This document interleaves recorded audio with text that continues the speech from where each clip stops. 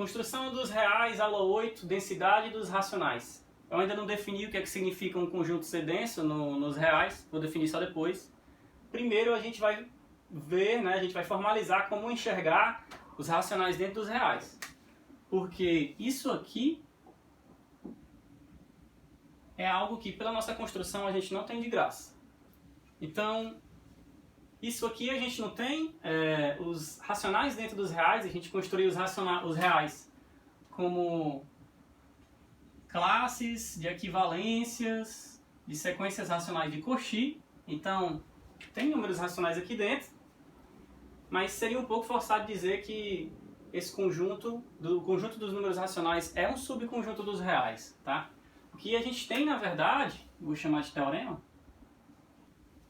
quando a gente tem uma função que satisfaz todas essas propriedades, aí a gente se convence de que, via essa função, a gente tem uma cópia dos racionais dentro dos reais.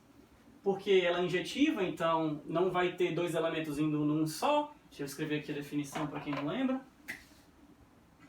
P diferente de Q implica φ de P diferente de φ de Q. Se vocês notarem, o item 4 já engloba o item 1, né? Provando o 4, não preciso provar o item 1. Que preserva todas as propriedades. Então, operar com racionais desse lado é a mesma coisa que operar com a imagem desses racionais via essa função desse lado.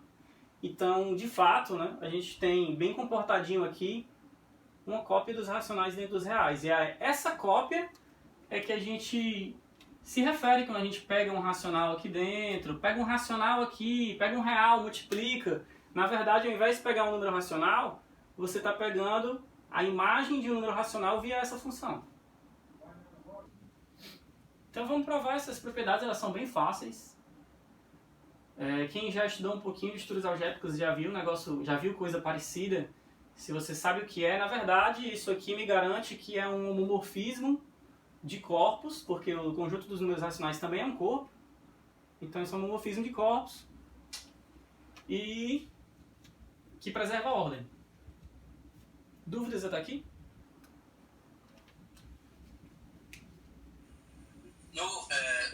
O item 4 precisa também, né? Obrigatoriamente. O que não precisa... Se você provar até o 3 vai garantir a cópia já. Se você provar até o 3 garante a cópia já. Quando é um homomorfismo de corpos, certo? Se satisfizer essas duas, já vai ser injetiva. Ou zero. É um teorema de corpos que, se você tem um homomorfismo de corpos, ou ele é injetivo ou ele é nulo. Certo? Pois é, porque o Enon, quando ele faz, ele só fala desses dois mesmo, né? Ele não fala desse 4, por isso eu tava perguntando. Não, o 4 não, há um que não precisa. Aqui, ó, nem todo corpo é ordenado. Então isso aqui não faz nem sentido. Se eu tivesse os complexos, não fazia nem sentido porque os complexos não têm ordem. Certo? Certo, entendi. Injetividade não te garante preservar a ordem, porque você tem uma injetiva dos reais nos complexos, e os complexos não têm ordem. Teoricamente era para ter ordem lá, né? Então... O 2 está igual aí, os dois lá da igualdade. Ixi, obrigado. Eu só percebi que eu estou anotando o negócio de anotar e eu percebi. Obrigado. Beleza. Então vamos provar isso aqui. É super simples. Como eu disse, provar 4 me garante essa aqui, né? Porque se P é menor do que Q, P é diferente de Q. A gente tem tricotomia. Como a gente tem tricotomia, se P for diferente de Q, ou P é menor do que Q, ou P é maior do que Q. A gente tem tricotomia. O que é que diz a tricotomia? Se você pega dois números racionais, que tem tricotomia nos racionais, você pega dois números racionais, ou eles são iguais, ou um é maior do que o outro. Peguei dois números diferentes, então um é maior do que o outro. Aí eu provo que a imagem do menor é menor do que a imagem do maior. Ou seja, P menor do que Q implica φ de P menor do que φ de Q. Aí eu tenho tricotomia nos reais. Se φ de P é menor do que φ de Q, eles são diferentes. Então eu provei que P diferente de Q implica φ de P diferente de φ de Q. Essa aqui segue da 4. Tá? Mas vamos provar primeiro a 2. A 2 e a 3 são muito fáceis. Primeiro, né, eu tenho que definir a minha função φ. Então vamos lá. Defina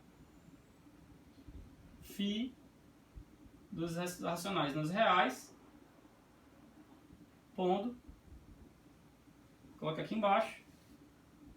Φ de Q é igual a isso aqui, vocês já viram isso antes. É a classe de equivalência da sequência constante Q. Está bem definido isso aqui, né? Eu pego um racional. Quando eu olho para a sequência constante Q, essa sequência é convergente. Converge por quê?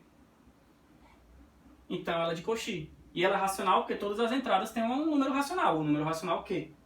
Então eu posso tomar a classe de equivalência dessa sequência. Logo, a imagem desse cara é um número real. Está bem definido.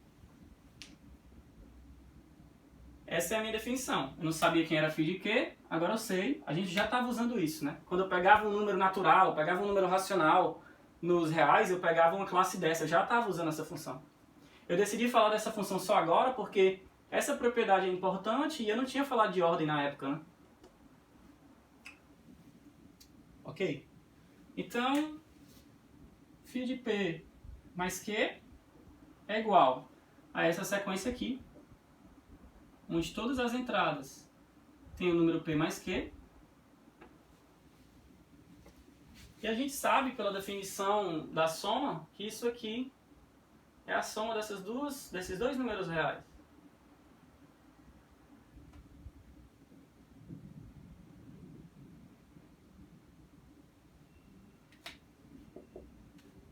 Isso aqui é φ de P mais φ de Q. Deixa eu sair da frente. φ de P mais Q. P mais Q é um número racional. Então é a classe da sequência P mais Q, P mais Q, P mais Q. Só que isso aqui é a soma dessas duas sequências. A constante P e a sequência constante Q. Só que a sequência constante P é a imagem do P. A sequência constante Q é a imagem do Q. Então, φ de P mais Q é igual a φ de P mais φ de Q. Fácil? Certo? Beleza. Então, essa aqui já foi. A multiplicação é igual, né? É a mesma demonstração. Vou fazer só porque fica registrado. φ de P vezes Q. P vezes Q é um número racional.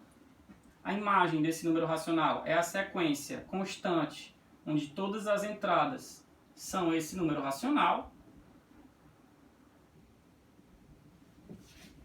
Só que isso aqui, por definição, a gente perdeu tempo definindo multiplicação de números reais. Isso aqui é esse número real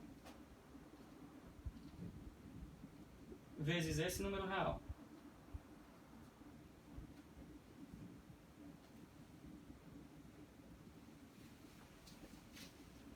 E isso aqui é a imagem do P multiplicado com a imagem do Q. Fácil.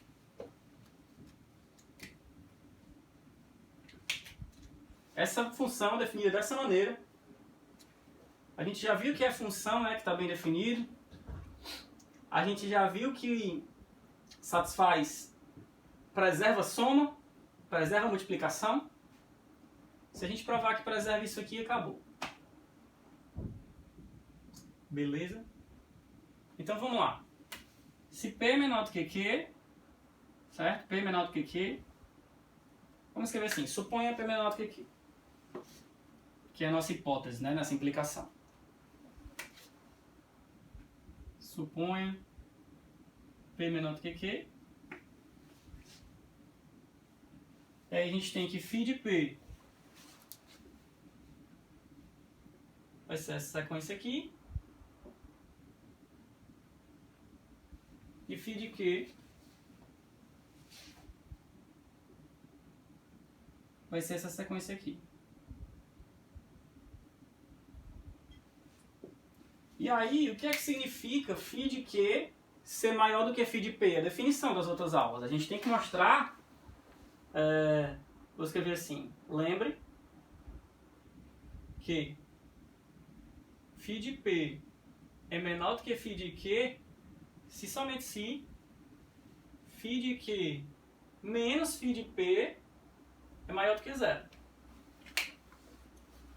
esse número é menor do que esse, se somente se esse novo número real é menor do que zero. E eu sei quem são os números reais, agora eu vou operar nos números reais. Esse número real, aqui, menos esse número real. Logo,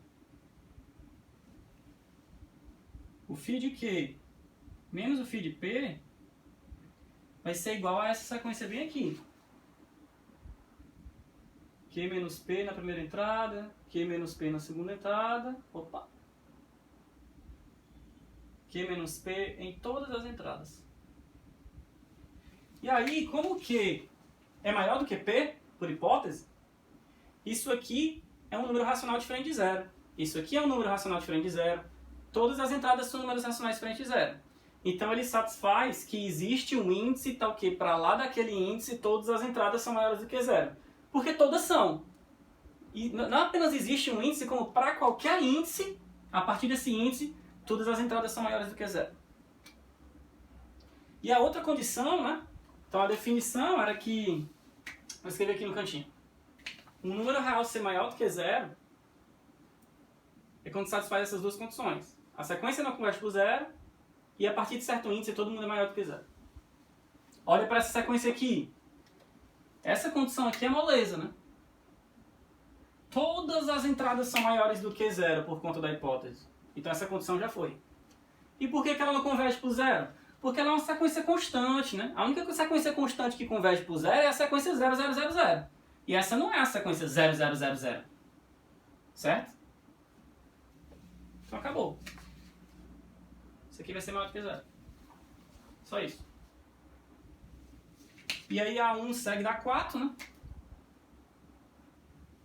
A gente provou que existe uma função que ela, se função injetiva, ela coloca os números racionais dentro dos números reais. Porque preserva todas as propriedades dos números, todas as propriedades importantes dos números racionais. Isso aqui é uma maneira de dizer que preserva a estrutura algébrica dos números racionais e a ordem. Qualquer propriedade que você tem de número racional, a cópia dele aqui dentro dos reais também terá. Porque as propriedades dos números racionais sempre seguem disso aqui. Seguem das operações e da ordem. Dúvidas?